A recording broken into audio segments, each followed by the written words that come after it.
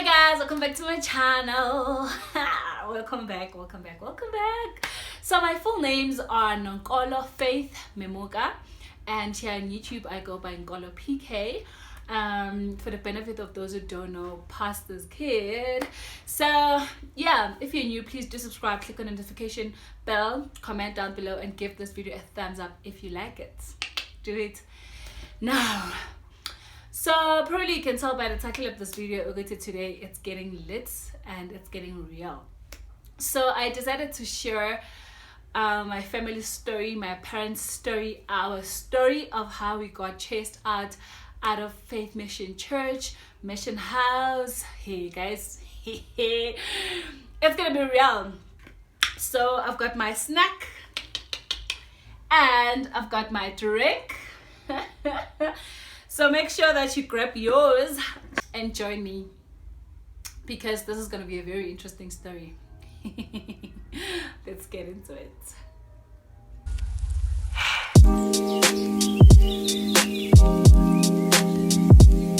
So as you all know that I'm a pastor's kid, as I've said. And yeah, quickly I'm just going to recap where my parents started and how we got to Middelburg. So my parents met in Pretoria, a Faith Mission. That's where my dad got born again. Faith Mission Church in Pretoria. And oh, this thing is cold. I'm just gonna put it down because wow. In Pretoria, and my dad was a youth leader there. And that's how they met with my mom, because my mom was also attending church there at Faith Mission. And yeah, then they got married there. They had no kids by then, and then my dad became a pastor after getting married. They then moved to KwaNdebele, Kwaggafontein. That's when they started a main branch there at Kwagga, which is Faith Mission also, and then they were pastoring that church for years. That's where my older siblings were born, actually, at Kwagga. And then they moved to Middelburg. So when they got to Middelburg, that's when I was born. And yeah, then they pastored a Faith Mission Church main branch here, the old Faith Mission Church in Middelburg. That's the church they were pastoring. So as you all know, this church is like about Faith Mission, Assemblies of God. They've got like about Mission House. Mission House is where a pastor and his family stay. And yeah, and a Faith Mission Church is more like, honestly now I take it as like it's a job. It's more like a job. It's more like and then you become their employee. I've got right to say that because I've seen it. It happened to my dad, and I think it's still happening.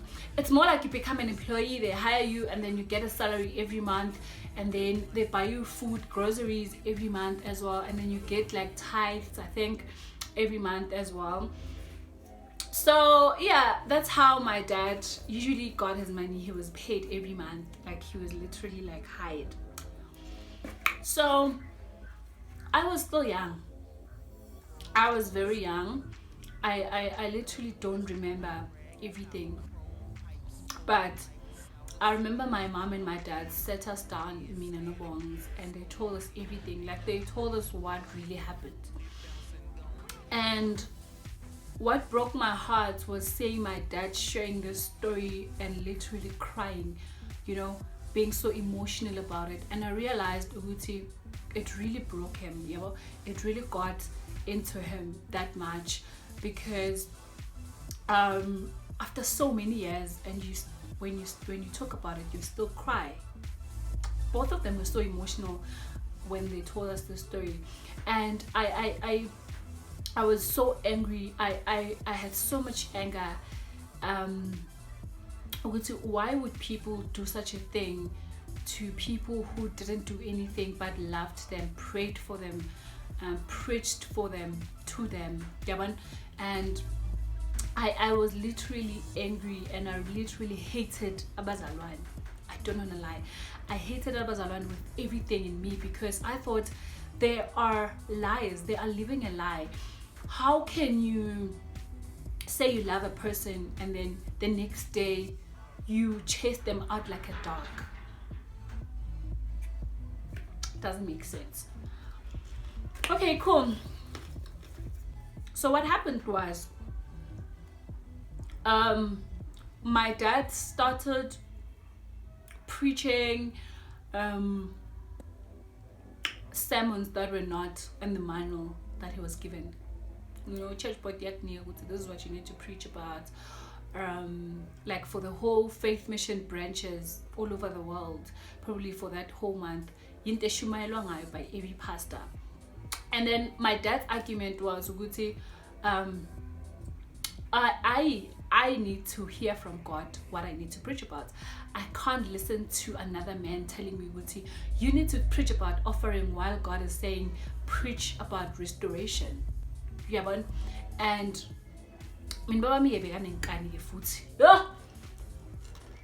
my dad began, so he continued going to church and preaching what God was saying into his heart, what God was saying preach about, instead of preaching about what he was given. Guys, honestly, it's not at all. Now they're singing, here I'm talking. Okay, anyway, let's continue. So they started having problems. Like, they started bashing my dad. He's not listening. He's not preaching about everything that is given, to preach about. He's not obeying the church board. He's not obeying people of Faith Mission Church. And so he still went to church, continued, even after they told him he must preach what he's told to preach about. And he still stood by his word. I'm never going to preach about what man says I must preach about. So I'm not going to be controlled by abantu. This is what you need to preach about. I am called by God, and I'm just going to allow God to work through me and to talk and speak through me. And then that was the whole argument. Mind you, at that time, my mom was not working, so they were only receiving one salary. So my parents decided to take my older siblings away when everything started, because they already understood what was going on. They were a bit old to understand what's going on, and my parents really didn't want to damage their minds. They didn't want them to go through that, because they were still young, man, to experience such things, and we were still very, very young to understand anything. So they decided to take my older brother and my older sister away to my grandmother's place in Pretoria. Cool.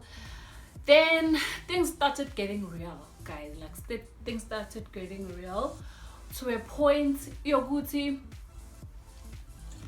they stopped paying my dad his salary. They stopped buying us groceries. Guys,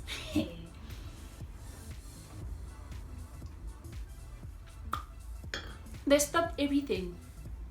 And then one of the Sundays, my dad went to church as usual. Now, they hired a new pastor without telling him, without letting him know, without next. Now, there's a new pastor. When he was supposed to go preach, they called a new pastor to come preach. They introduced the new pastor as the new pastor of the church now. While my dad was there, my dad didn't know. Like, both my parents did not know anything. Imagine. Abazalwane. Hi. So, because of he continued going to church still, even though there was a new person appointed. He continued going to church, and things started getting physical to a point to my dad ended up locking us in the house. Like, he would lock us in the house, me and my mom and Wong, go to church alone. Mama Ulster. he stopped wearing a suit because I must be ready for anything. Like he was ready for anything. Ready for posting. He started going to church, you know, saying I'm ready for war, but I need to protect my family. If these people decide to kill me, I know my family is safe in him. He would lock us in the house, go to church. I won. Remember, we are in the same yard. The house is there, so we're in the same yard.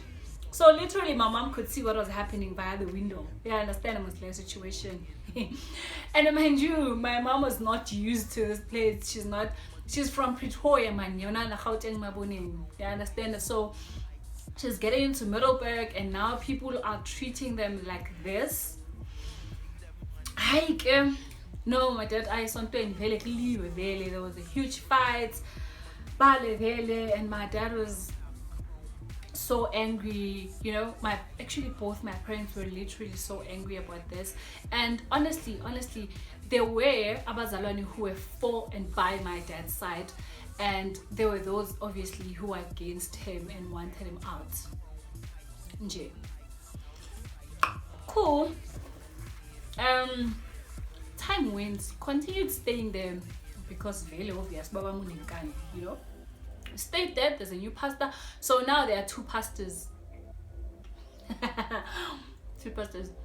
Guys, I'm laughing, but this is like a really sensitive and painful story. Like, it's so painful to a point to it like anger in us, in me and my siblings, to some point, because now we view abazalwane in a different way. You know, we view them and say, tomorrow they can wake up bachinchile and wanting to kill us. You never know. And when the Bible says trust no man, God really knew what he was talking about. Hi, let me continue. My mom and us are no longer going to church. My dad goes to church alone. I'm a take. Baba on a very good time, man. He's not going anywhere. We need to make a plan.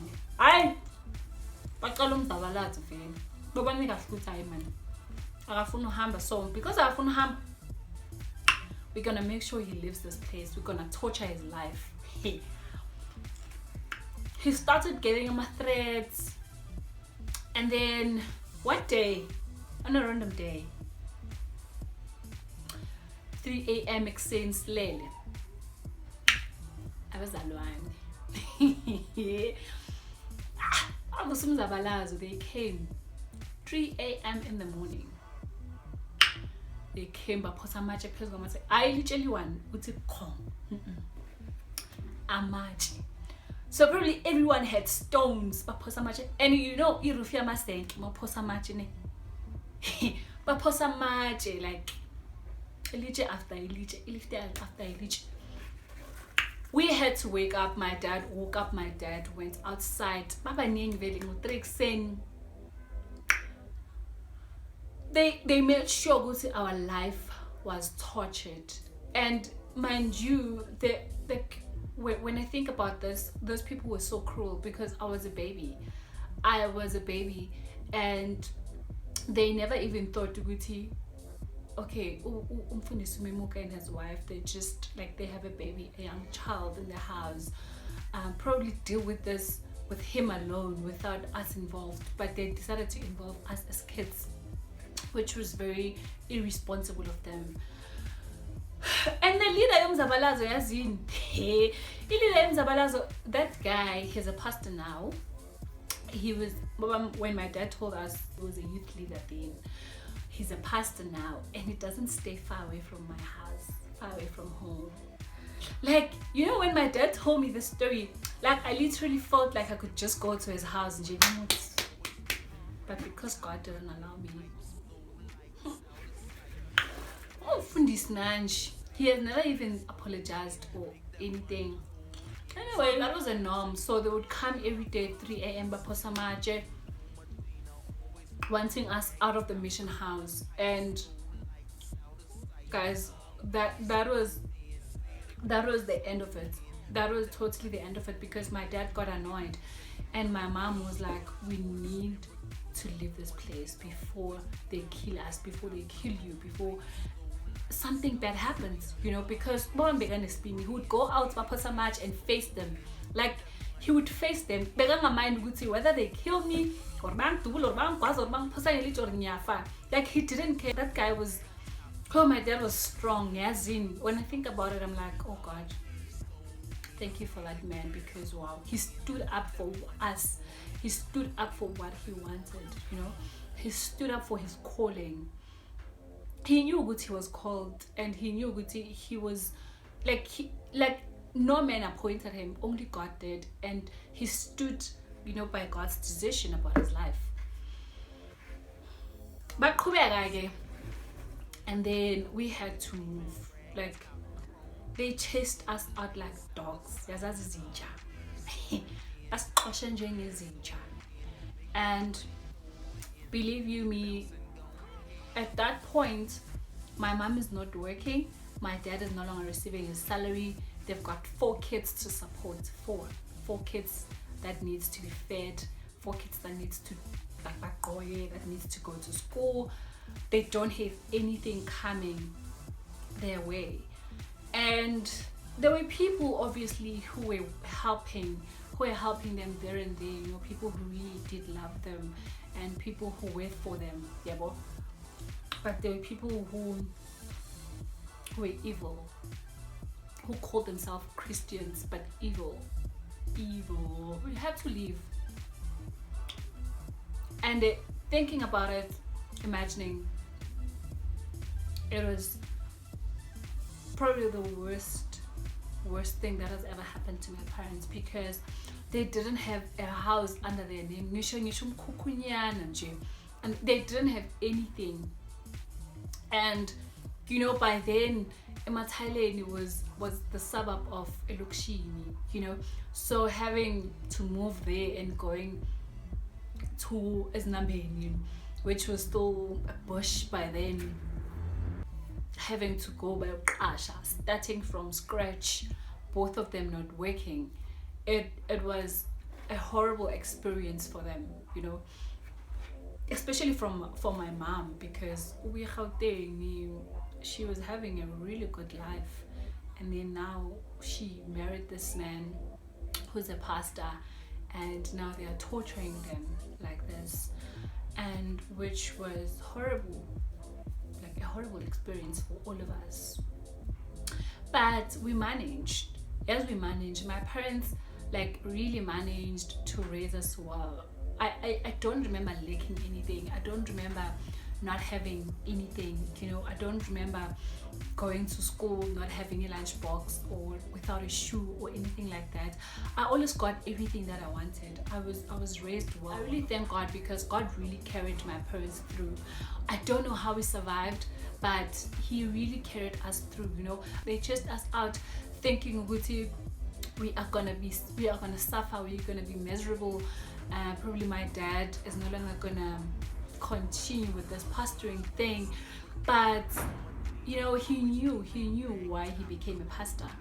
After Faith Mission, my parents decided to open their own church, which is still running even now, which was something great for both of them and great for us as well.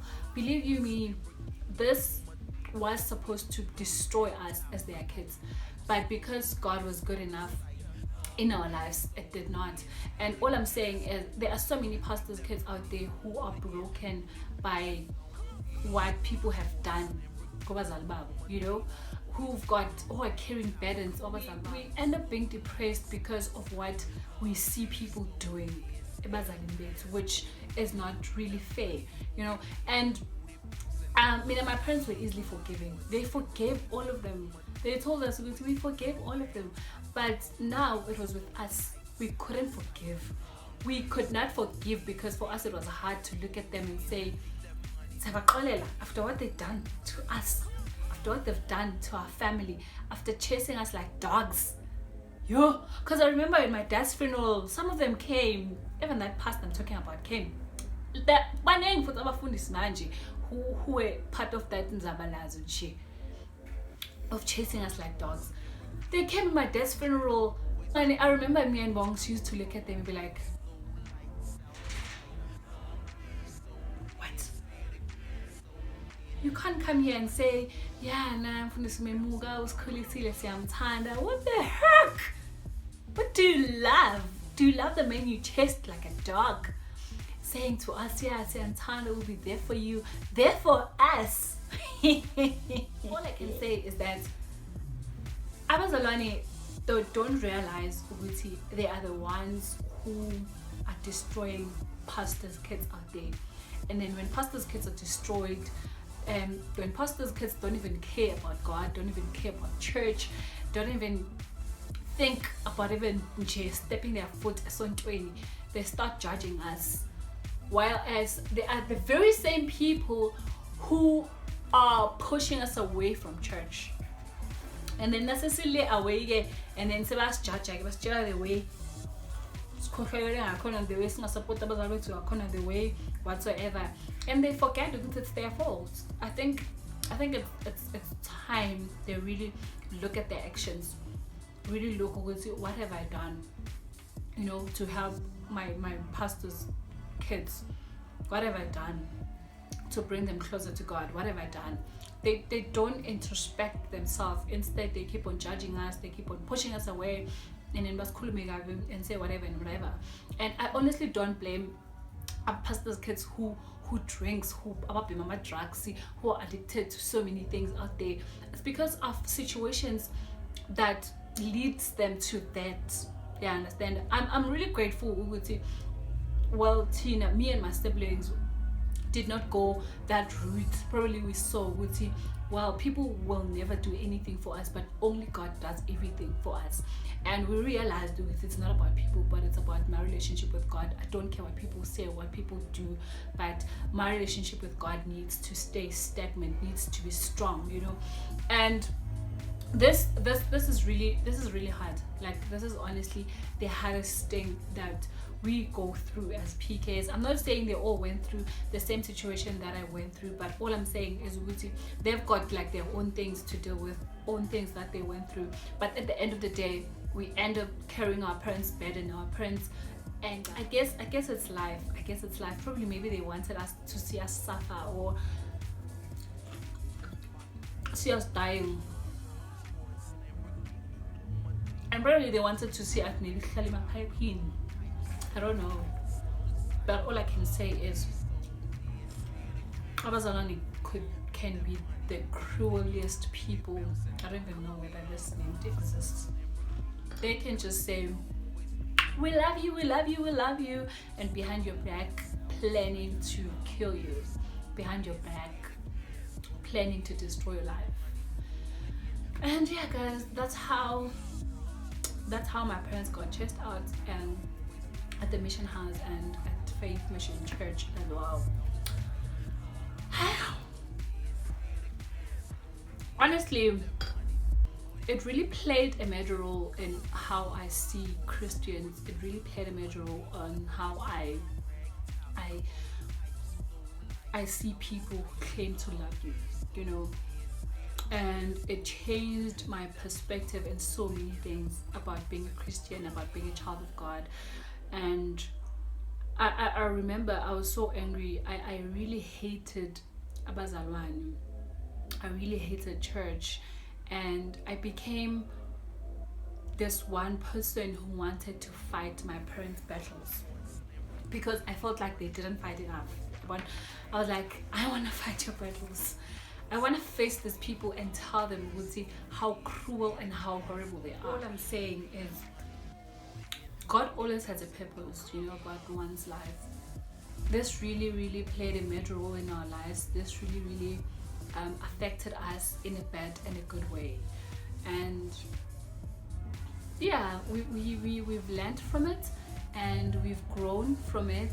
And I believe it's those things that God put us through for us to realize His goodness and His faithfulness towards us, towards our lives. So yeah, I hope you guys enjoyed my story time. Thank you for watching. If you're new, do the things, please subscribe. If you're not new and you haven't subscribed, also please do subscribe.